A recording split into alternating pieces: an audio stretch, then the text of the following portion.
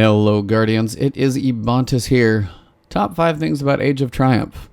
Wanted to give you guys at least a little bit of something to look forward to in the morning or watch before the patch goes live. It will be live at 10 a.m. Pacific. I will get it downloaded as soon as possible and get my videos up as quickly as I can. I do work Tuesday evening, so unfortunately it kind of cuts into most of what I'm going to be able to get to, but the Nightfall solo, Challenge of Elder solo, and my normal videos will come as quickly as I can, probably be rating on Wednesday night.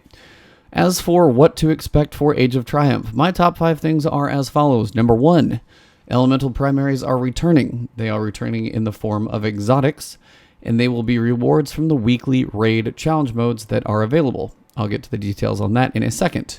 A couple ones that you can expect as well. You've got Vex Mythoclast. That's going to be an option. Necrochasm is coming back, and I think it gets its own quest, as well as a buff to the Curse Thrall explosion on every kill now.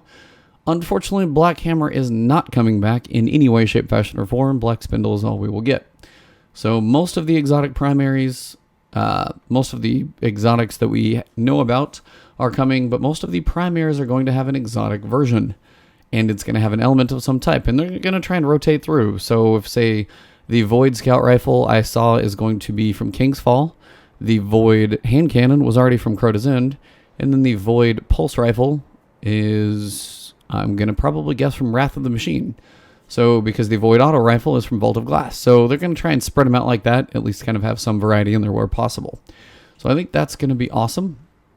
As for what to expect with regards to the regular primary legendaries, they're going to be kinetic only. They are going to keep those that way. So you're going to have the same mechanics of the guns, just with no elemental damage. So lots of things to look forward to, and no vault space to do it, but we'll see how that one goes. There's a ship by me. Don't mind that. I'm not standing in its way, I promise.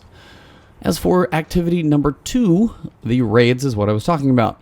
They're going to have a weekly raid challenge mode. Now, that one is going to be a rotating list, and it's going to go in the order as follows. Crota's End first, Vault of Glass second, then King's Fall third, and Wrath of the Machine fourth, and then rotate back through. Now, the challenge mode will have all challenge options available each week. So, for Crota's End, they're going to start with the Death Singer, which is Ear-Ute, and then Crota. Vault of Glass, I'm sure, is going to be the Templar and Atheon. And then King's Fall and Wrath of the Machine, we've had those challenges before. We kind of know what to expect. But those challenge modes are going to be what drop your exotic primaries. Now, I don't know if they're just going to be a random drop at anything in the raid, because I think the auto rifle in Crota was received from the bridge encounter. So the exotic auto rifle has to come from one of the 2 bosses. So they're going to have to change that up a little bit. We'll just have to see how that goes. As for other activities up to max light level, we've got Challenge of Elders coming back, which will be fun. I'll do some solo videos, as I said, for that. Nightfall is still going to be up there.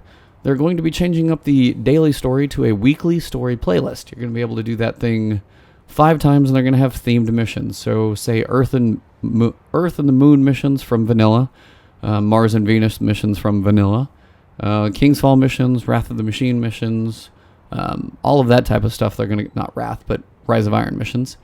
And you're going to be able to do those 5 times a week for certain rewards. So 100 marks per week, 20 per actual run, which is really cool. So if you need marks, just go do those and you'll be half full again, which is cool. And there's going to be plenty of things for those marks to be used on. So first, you're going to have weekly rotating vendor gear. So that stuff's going to go through a lot quicker. You've got Shax having 2 Crucible quests per week. So say like, Control and Supremacy, for example. And you're also going to have the Quartermaster having weapon type bounties, which are going to be another way to get different gear. So say he's going to have a hand cannon bounty, or she, I don't know, I think it's a robot, really. But I think it's going to be hand cannon bounty. You have a chance to get Ias Luna, for example. Things like that are going to be an option. So plenty of places to get gear if you don't have something you want. Lots of places to get what you want. And as for getting stuff that you want, the armor in this little live update is some of the best that I have seen. So the armor sets is my number 3, and we've got the Age of Triumph gear itself, which you can get from the Treasure of Ages, which you can get from all over the place, basically. Treasure of Ages will drop from the weekly story playlist, your weekly Crucible, and then I think your weekly Heroic Strike. Those are going to be the 3 places, I think, to get your Treasure of the Ages. And they're going to have a chance at Treasure of Ages ornaments. They're going to have a chance at pretty much any gear from all of Destiny that you may have missed between masks and sparrows and ships and who knows what. So Lots and lots and lots of stuff that you can get out of those. So playing as much as possible, cool. Do you need to buy them? No. You'll probably be able to. But the other thing is if you get some of those treasures and there's a certain thing you want, you'll eventually be able to get enough silver to go into the silver store and be able to buy specifically what you want with silver. So silver dust will be used to purchase specific things, and if you don't get what you want from the Treasure of Ages, break it down, go after what you want. So that'll be kind of nice. But the other thing that is going to change is going to be the raids are going to have new ornaments. So I don't know if they're going to update the gear that you have. I know some of the sets that are definitely going to need to be updated are Vault of Glass and Crota, but my King's Fall, as you can see in the video right now, I'm wearing the Crota gear, or the King's Fall gear for my Warlock. Now the helm, they look really cool. So when you put the ornament in, like the Warlock, the two little pointy things on top of the dome, they look a lot taller. And then on the dome itself, it has like teeth coming in, teeth looking, they're basically triangles, but it's got, everything looks more extreme. I know the Titan helm, which is basically looks like a big skull, is going to be even taller and kind of more extenuated in every direction. So they look really cool. Now the other thing, the King's Fall, and I know the Crota for sure, and I want to say Wrath of the Machine will do this too, but the King's Fall and the Crota armor has an effect where they have these glow to them. The King's Fall has an underglow, as you can see in the picture here, and then the Crota gear has these like protrusions that basically kind of wave out in these little green baby waves, and they're going to be like extensions of, extremities, like shoulders and elbows and, pointers on your heads and things like that. When you get shot, those will actually shrink away, and then as your shield regens, those things will fill back out again to full length as your shield regenerates at the same time. It's a really cool effect, and of course if you look over and one of your buddies has no glow and he's wearing the armor, probably need to tell him to get his butt into cover. So it's kind of a cool thing too, but really it's just the effects are actually really cool. Honestly, they're best armor sets yet in general, so kind of looking forward to seeing how many of these I can get my hands on. As for number 4, we've got the Record Book. This is the biggest one they've ever done. Makes sense, it will cover all of Destiny 1 through Year 3, every expansion, all of that stuff. As for Destiny 2, I will get a separate video up for any thoughts about that, but yes, I have seen all of that information. I know it's coming. Totally pumped and excited about that one, so hype train on board completely, but back to where we were. As for that record book for Destiny 1, you've got PvE, you've got raids, you've got strikes, you've got Crucible, you've got characters, you've got reputation, every different variety of things that you can try and get in there. I have no idea how many of these I'm going to be able to just open up and get, but in general, I think there's still going to be plenty of stuff you've got to go for, the challenge modes and the raids you've got to do, lots of stuff you're going to be able to work for, and if you've put in a lot of time, some of it will be,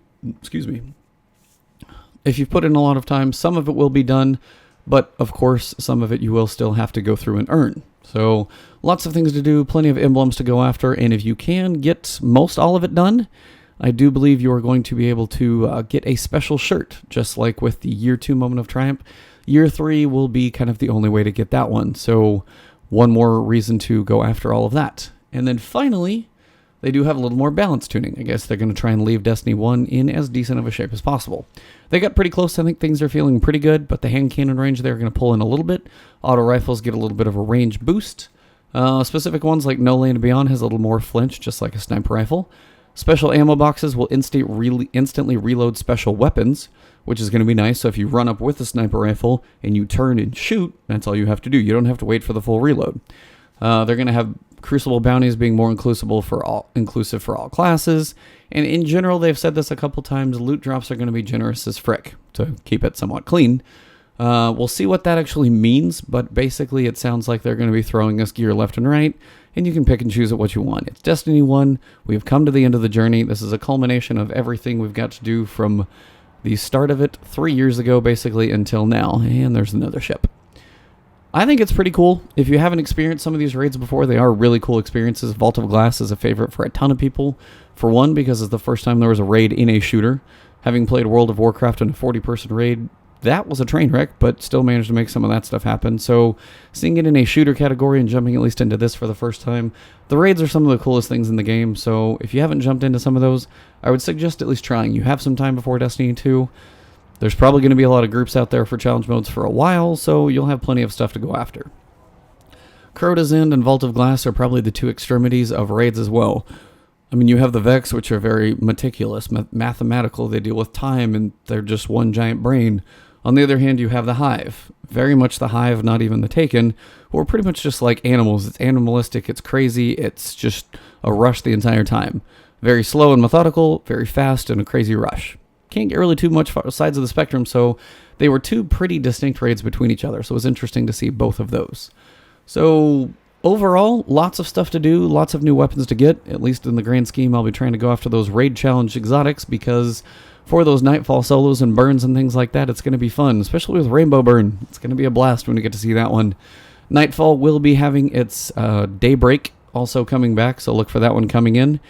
And other than that, I think that is probably long enough to wrap up just about everything we've got to talk about. I will get a video about Destiny 2 up later, trying to see if anything else is going to come up to try and consolidate all that stuff together. But I have seen the posters. I have seen the official Twitter picture.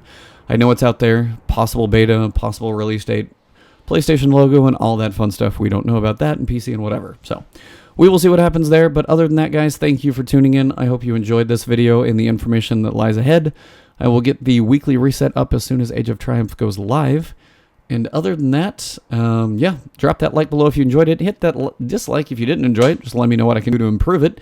And if you want to see more content coming, which I will always keep coming your way, hit that subscribe button. Hit that little alert bell to get those email notifications as well. And I will see you guys in the next video, which will be soon. So have a good evening, and I will talk to you guys later. Peace out.